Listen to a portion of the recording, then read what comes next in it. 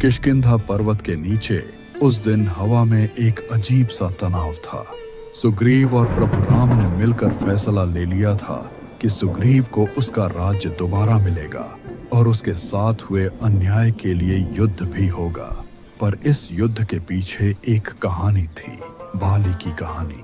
बाली किष्किंधा का राजा था, वीर, शक्तिशाली और अपराजित। उसके शरीर में देवताओं का बल था और उसे एक अनोखा वरदान मिला था। एक दिन देवराज इंद्र स्वयं प्रकट हुए थे बाली के सामने।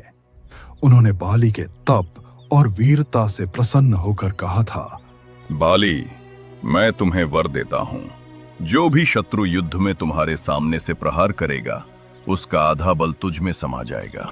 और बस उस दिन से बाली अमर सा हो गया। उसका एक मुक्का भी किसी पहाड़ को तोड़ सकता था।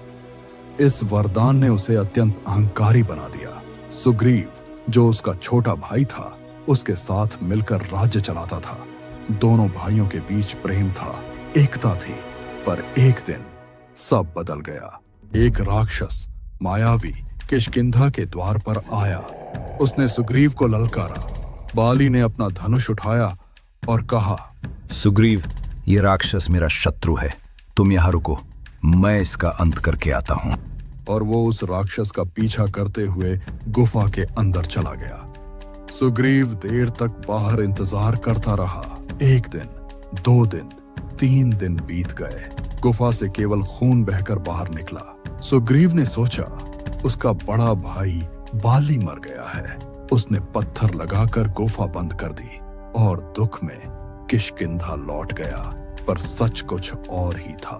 बाली ने उस राक्षस को मार दिया था, पर जब वापस आया उसने देखा उसका भाई सुग्रीव गद्दी पर बैठा है। उसका खून खौल उठा। उसने बिना कुछ सोचे समझे सुग्रीव को राज्य से निकाल दिया और उसकी पत्नी रूमा को बंदी बना लिया। तब से सुग्रीव वन में भटकता रहा, भूखा, प्यासा, अपमानित। और बाली अपने वरदान के अहंकार में खो गया। उसके लिए धर्म और अधर्म के बीच की रेखा मिट चुकी थी और आज उसी अहंकार का अंत लिखा जाने वाला था। तो ये थी बाली की कहानी।